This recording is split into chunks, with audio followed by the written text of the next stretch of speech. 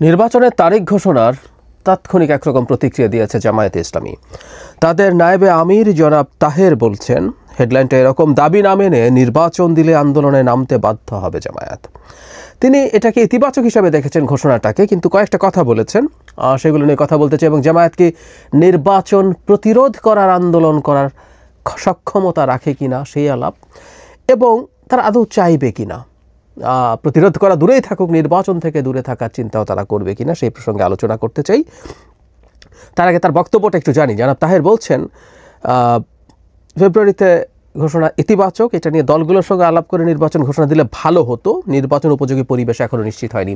আমাদের স্মরণ আছে নিশ্চয়ই, লন্ডনে গিয়ে যখন প্রধান উপদেষ্টা স্টেটমেন্ট দিয়ে বলেছিলেন যে তিনি এই ধরনের একটা পরিকল্পনা করছেন, সব যদি ঠিকঠাক থাকে তাহলে নির্বাচন তিনি এই সময়ে, মানে হলো ফেব্রুয়ারিতে, রমজানের আগে হতে পারে।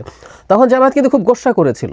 গোস্বা করে তারা ঐক্যমত্য কমিশনের বৈঠকে একদিন যায়নি, আমাদের নিশ্চয় মনে আছে, প্রতিবাদ স্বরূপ, যে কেন একটা দলের সাথে আলোচনা করে এই সিদ্ধান্ত নেওয়া হলো। উত্তরটা খুব সোজা ছিল, কেন জামায়াত ইসলামীর সাথে আলাদা করে বৈঠক করে? অন্য দল কি গোস্বা করতে পারে, যেগুলো আমরা সংখ্যার বিচারে ছোট দল বলে মনে করি? গণতন্ত্রের মঞ্চের দলগুলো 15 বছর, দীর্ঘ 15 বছর শেখ হাসিনার বিরুদ্ধে, এর মধ্যে অন্তত 7-8 বছর 18 সালের পর থেকে অ্যাটলিস্ট দুর্দান্ত ফাইট করেছে শেখ হাসিনার বিরুদ্ধে। এমনকি শেষ মুহূর্তে 24 সালের ইলেকশনের আগে যখন বিএনপি তার আন্দোলন থেকে উঠে গিয়েছিল, সীমিত সামর্থ্য নিয়ে গণতন্ত্র মঞ্চের দলগুলো অসাধারণ কাজ করেছে। জামাত তখন ঘরে ঘুমাচ্ছিল, কিন্তু সেই গণতন্ত্র মঞ্চের দলগুলোকে তো আলাদা আলাদা একটা একটা দল করে ডাকে না। এবং কেউ কি এই প্রশ্ন করে জামায়াতকে কেন একা ডাকা হচ্ছে? উত্তরটা ওর মধ্যেই আছে।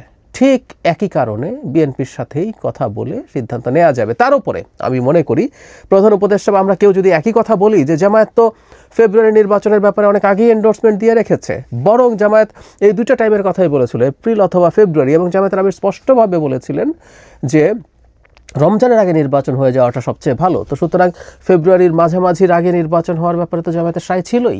এখন এই কথাগুলো বলছেন কেন? এগুলো হলো রাজনৈতিক প্রোপাগান্ডা, আর কিছু না, রেটরিক, এগুলো বলতে হয়।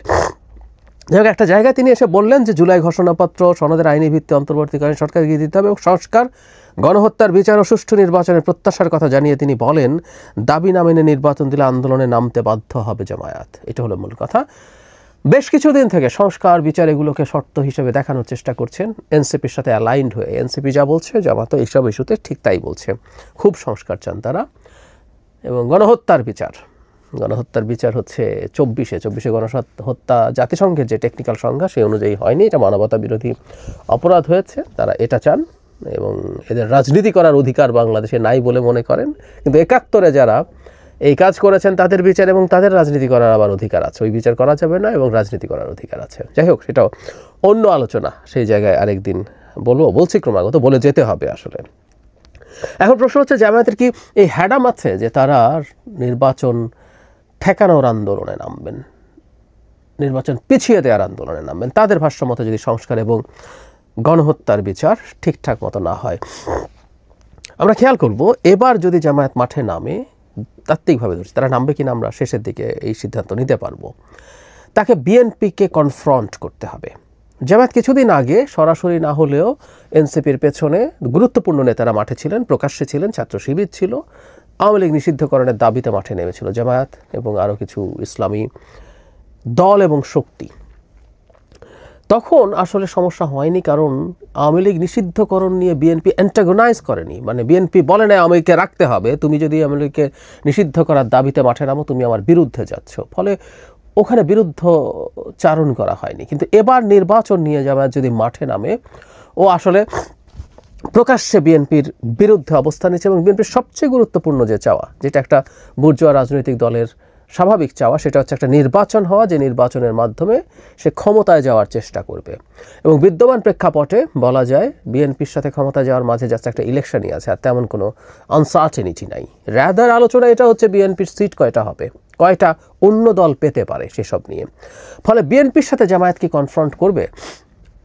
মানে অনলাইনে জামায়াতের শোরগোল করা, তাদের সিন্ডিকেটেড কাজ করা, তারা আক্রমণ করা দেখে কারো কাছে, বা জামায়াতের নিজেই এক ধরনের ইলুশনে ভোগে কিনা যে তাদের বিরাট সাপোর্টার বেস তৈরি হয়েছে, মাঠের শক্তিতে জামায়াতের আদৌ কোনো পাত্তা বিএনপির সাথে থাকবে বলে মনে হয় না, যদি কনফ্রন্টেশনাল একটা পরিস্থিতি হয়। এই হিসাব জামায়াতের করার কথা। 2-4টা জায়গায় দেশে তাদের এক ধরনের শক্তি আছে।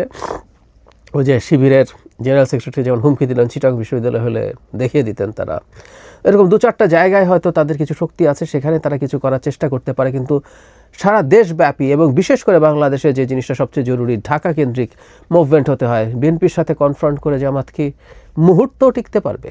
কতটুকু টিকতে পারবে? আমি মনে করি না। এবং জামায়াতের নেতৃত্ব এতটা বোকামি করার কোনো কারণ আছে বলে আমার মনে হয় না। তারা এতটুকু বুদ্ধি তারা রাখেন, বরং জামায়াত বেশিরভাগ সময় ক্ষমতা এবং সরকারের সাথে সাথেই যাওয়ার চেষ্টা করেছেন যেখানে যেখানে সুযোগ হয়েছে। তাদের এই প্রবণতা ছিল সব সময়। ফলে তারা বিএনপির সাথে কনফ্রন্টেশনে যাচ্ছেন বলে আমার মনে হয় না। কিন্তু তারা একটা কাজ করবেন কিনা এখন সেই প্রশ্নও আছে। কারণ তারা এই আলাপ কখনো যদি আনেন, এনসিপি অ্যাটলিস্ট আনছে, কিন্তু এই দুটো দল মিলে যদি এই চিন্তা করে জামায়াত এবং এনসিপি যে তারা নির্বাচনে যাবেন না, নির্বাচন ঠেকানোর জন্য আন্দোলনের নাম মানে কনফ্রন্ট করা, কিন্তু নির্বাচন করব না, কেউ বলতেই পারেন যে একটা গণতান্ত্রিক রাজনৈতিক দল সে তার মতো করে এই সিদ্ধান্ত নিতে পারে। বিএনপি একাধিকবার নির্বাচন বর্জন করেছে, সুতরাং নির্বাচন বর্জন করাও তাদের আন্দোলনের একটা গুরুত্বপূর্ণ পার্ট হতে পারে। এবং আমি বলেছি আগেও, আবারও বলতে চাই, আওয়ামী লীগ নিষিদ্ধকরণের সাথে আসলে এরা ফ্যাসিস্ট দল ইত্যাদি ইত্যাদিরা প্রধান কারণ আওয়ামী লীগ নিষিদ্ধ হয়ে যাওয়ার কারণে জামায়াত এবং এনসিপি গুরুত্বপূর্ণ হয়ে উঠল। ধরলাম এই দুটো দল নির্বাচনে গেল না, আওয়ামী লীগ যদি নির্বাচনে যেত, তাদের ব্যানারে যদি লোকজন পার্টিসিপেট করতো, তারা বিএনপির সাথে যদি বিপক্ষে ফাইট করতে, এটা একটা গ্রহণযোগ্য নির্বাচন হয়ে যেত। জামায়াত না আসলে কিছু আসতো যেত না। আমি এখনও মনে করি আওয়ামী লীগের সমর্থন অন্তত 20% আছে, জামায়াতের সমর্থন আমি 10% বেশি ভাবে না, মানে জামায়াতের চাইতে দ্বিগুণ সমর্থন এখনও আওয়ামী লীগের আছে বলে আমি বিশ্বাস করি। সুতরাং আওয়ামী লীগ যদি থাকতো এবং নির্বাচনে আসতো, সেটা জামায়াত না আসার চাইতে থেকে কোনো আদৌ কোনো প্রভাবিত করতো না নির্বাচনের গ্রহণযোগ্যতার বিবেচনায়। এখন পরিস্থিতি ভিন্ন, জামায়াত তো নেই এবং তারা জাতীয় পার্টিকে নিয়ে উচ্চবাচ্য করার চেষ্টা করছে, ওটাকে নিষিদ্ধ করার চেষ্টা করছে। আমি জানি না সেটা হবে কিনা, কিন্তু তারা যদি নির্বাচনে না যায়, সেটাই নির্বাচনকে গ্রহণযোগ্য হওয়া থেকে প্রশ্নবিদ্ধ করবেই। কারণ হলো জাতীয় পার্টি যদি থাকেও, জাতীয় পার্টি খুব বড় সংগঠন না, তাদের কিছু জায়গায় শক্তি আছে এবং ধরে নিলাম তাদের ভেতরে ঢুকে আওয়ামী লীগের কিছু লোকজন লাঙ্গল মার্কায় নির্বাচন করবে, তারপরও নির্বাচনের গ্রহণযোগ্যতা নিয়ে প্রশ্ন থাকবে। জাতীয় পার্টি না থাকলে আরও বেশি হবে। তো সেই ক্ষেত্রে জামায়াত না থাকার বিপরীতে বিএনপি এবং তার যে পক্ষের শক্তিগুলো আছে, তারা একটা নির্বাচন করে আসলে সেটা নিয়ে প্রশ্নবিদ্ধ হওয়ার সম্ভাবনা থাকে। কিন্তু আমি যে কথাটা বলতে চাই, জামায়াতের সামনে কিন্তু একটা ঐতিহাসিক সুযোগ এসছে। জামায়াত সিট কত পাবে জানি না, আমার বিবেচনায় জামায়াত যদি একা নির্বাচন করে সর্বোচ্চ 15টা সিট পেতে পারে। ইসলামী দল এবং জোট যদি একত্র হয়, অনেকে মনে করেন এটা একটা বিরাট শক্তি হবে, ইসলামী আন্দোলন সহ আরও অনেকেই, তারপরও সিট 5-7টার বেশি বাড়বে বলে আমি মনে করি না, সত্যিই মনে করি না। তাদের ভোটের সংখ্যা বাড়তে পারে, কিন্তু ফার্স্ট পাস দ্য পোস্টে জেতার জন্য যে সংখ্যার ভোট প্রয়োজন, সেটা তারা বেশিরভাগ জায়গায় পাবেন না। এই ইলেকশনের অ্যানালিসিস আরেকদিন করব। তো সেই জামাত যত সিটই পাক, এমনকি সর্বনিম্ন যে সে একা ভোট করছে এবং 15 সিট পাচ্ছে, কিন্তু সেটা দ্বিতীয় সর্বোচ্চ। এবং বাংলাদেশে আমি যতদূর জানি যে 10% সিট পাওয়ার শর্ত নাই বিরোধী দল হওয়ার জন্য ফর্মালি। তো তাহলে তারা বাংলাদেশের ইতিহাসে প্রথমবারের মতো বিরোধী দল হবে, অফিসিয়াল বিরোধী দল পার্লামেন্টে। এটা তাদের রাজনীতির জন্য একটা বিরাট পাওয়া হবে বলে আমি ধারণা করতে পারি। বরং এই সিটের সাথে তারা নির্বাচনে গিয়ে বিএনপির সাথে নেগোশিয়েট করতে পারে এভাবে যে তাদের যেসব জায়গায় দোদুল্যমান অবস্থা আছে বিএনপি জামায়াতের, সেখানে এইসব নেগোসিয়েশন হয় অনেক সময়। আমি বলছি না বিএনপি সেটা করবে, যে সেখানে বিএনপি তুলনামূলক দুর্বল প্রার্থী দেয়া, যাতে জামায়াতের প্রার্থী জিতে আসতে পারেন। এসব নেগোশিয়েট করে যদি সিট বাড়াতে পারে, সেটা তাদের জন্য ভালো হবে, কারণ তারা বিরোধী দল হিসেবে দাঁড়াচ্ছেন। আর যদি ইলেকশনে না গিয়ে পার্লামেন্টে তাদের কোনো প্রতিনিধিত্ব না থাকে, এই সরকারকে তারা আন্দোলন করে ফেলে দেবেন, আমার মনে হয় না এই সক্ষমতা তাদের আছে। এই ইলুশনে ভোগার কিছু নেই। আরেকটা ব্যাপার মনে রাখতে হবে, নির্বাচনে না যাওয়াটাও কিন্তু বিএনপির সাথে কনফ্রন্টেশনে যাওয়া, এটা তারা বুঝতে হবে। বাধা দেয়া তো বটেই, নির্বাচনে না যাওয়া মানেই হচ্ছে আপনি আসলে নির্বাচন হচ্ছে এবং বিএনপি ক্ষমতায় যাবে, এটাকে আপনি বাধাগ্রস্ত করতে চাইছেন।